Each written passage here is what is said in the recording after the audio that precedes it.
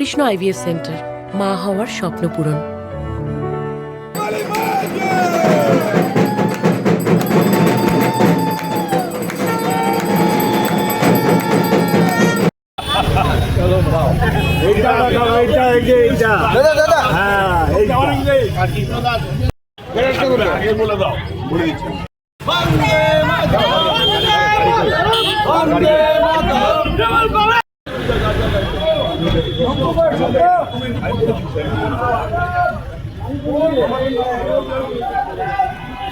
ঘোষণা হচ্ছে তারপর থেকে করার চেষ্টা করছি, নতুন শক্তি আবেদন রেখে এবং আরো শক্তি সঞ্চয় করে আরো বেশি উদ্যমে নেমে পড়লাম।